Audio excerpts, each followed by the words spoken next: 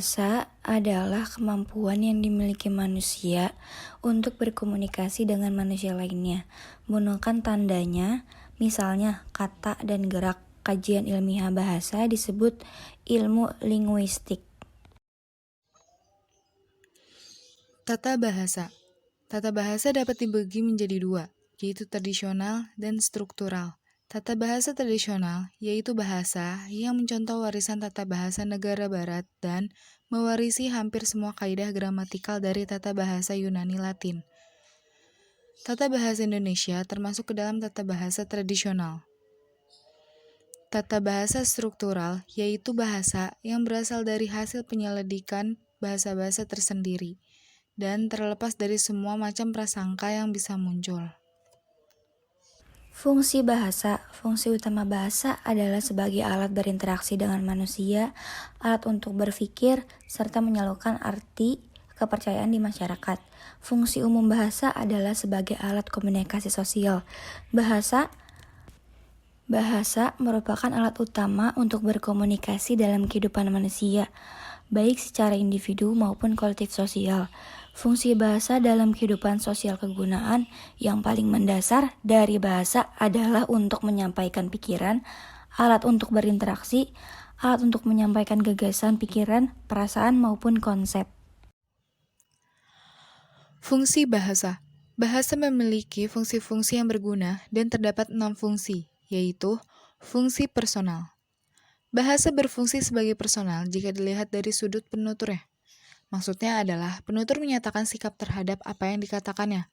Dalam menyampaikan sebuah bahasa, tidak jarang seseorang juga memperlihatkan apakah orang tersebut sedang senang, marah, maupun sedih. Fungsi direktif. Bahasa sebagai fungsi direktif apabila dilihat dari sudut pendengarnya. Fungsi direktif berguna untuk mengatur tingkah laku pendengarnya. Bahasa digunakan seseorang untuk membuat orang lain melakukan sesuatu. Fungsi fatik. Bahasa berfungsi fatik yaitu bahasa berfungsi menjalin hubungan dan juga memperlihatkan rasa persahabatan dan solidaritas antar sesama manusia. Selanjutnya, fungsi referensial. Bahasa berfungsi sebagai referensial jika dilihat dari topik bahasannya. Bahasa berguna untuk membicarakan suatu peristiwa maupun suatu objek yang ada di sekeliling orang yang berbicara. Fungsi referensial mengandung paham sederhana bahwa bahasa adalah alat yang digunakan untuk menyatakan pikiran kepada orang lain.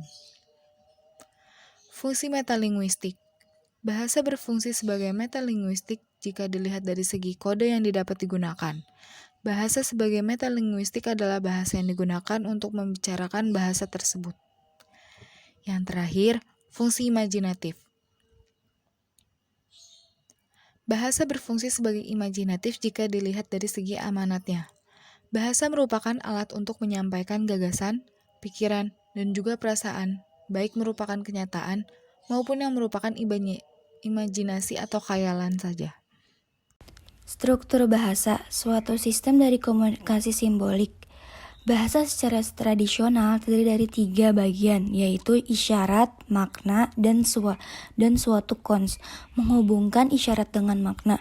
Kajian dari proses semiotik, bagaimana isyarat dan makna digabungkan, digunakan, dan diimplementasikan, disebut dengan semiotik. Isyarat-isyarat dapat dibentuk dari suara, gerak, huruf-huruf, atau simbol, tergantung pada apakah bahasa tersebut diucapkan, diisyaratkan, atau ditulis, dan mereka dapat digabungkan menjadi isyarat kompleks, seperti kata-kata dan frasa. Aturan mengenai isyarat mana yang dapat digunakan untuk membentuk kata frasa disebut dengan sintaks atau tata bahasa.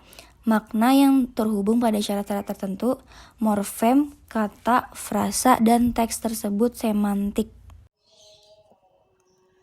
5 aturan sistem dasar, yang di dalamnya terdapat fonologi, morfologi, sintaks, semantik, dan pragmatis. Fonologi, sistem bunyi bahasa. Bahasa dibuat dari bunyi-bunyi dasar atau fonem. Aturan fonologi memastikan bahwa rangkaian bunyi tertentu muncul, misalnya SP, BA, atau AR, dan beberapa tidak muncul, misalnya XZ atau QP. Contoh fonologi. dalam bahasa Inggris adalah K bunyi yang diawali oleh huruf K dalam kata ski dan huruf C pada kata cat. Morfologi adalah aturan bahasa mengenai pembentukan kata. Contoh morfologi yaitu ada kata minum, minuman, diminum, terminum, minum-minum, dan diminumkan. Kata minum dapat berubah jadi minuman, diminum, terminum, karena masing-masing adanya penambahan imbuhan, an, di, dan ter. Dapat berubah pula menjadi minum-minum karena adanya pengulangan kata. Sintaks adalah aturan bahasa untuk mengombinasikan kata guna membentuk frasa dan kalimat yang dapat diterima. Contoh sintaks. Sekar memberi Tiara hadiah, atau Tiara diberikan hadiah oleh Sekar. Terdapat pemahaman mengenai struktur kalimat dengan individu yang mengungkapkan kalimat tersebut. Kita juga memahami bahwa kalimat Anda tidak tinggal, kan? Adalah kalimat gramatikal.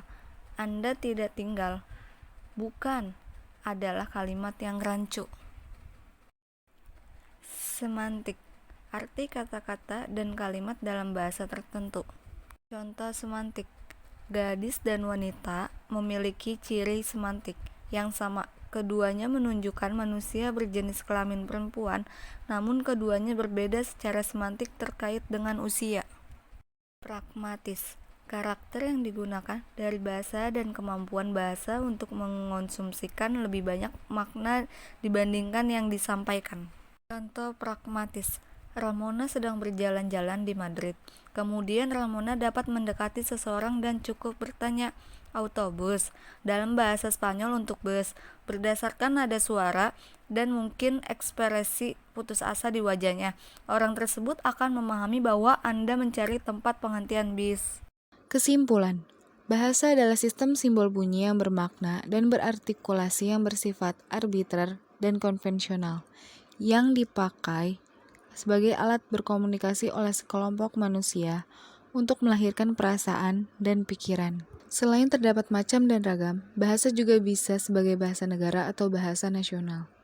Bahasa negara adalah suatu bahasa yang memiliki sejenis hubungan de facto atau de jure dengan seseorang dan mungkin melalui perluasan teritori yang mereka duduki. Sebutan ini digunakan bermacam. Sebuah bahasa nasional bisa mewakili identitas nasional suatu bangsa atau negara. Bahasa nasional secara alternatif bisa merupakan sebuah penetapan yang diberikan pada suatu bahasa atau lebih yang dituturkan sebagai bahasa pertama di teritori sebuah negara.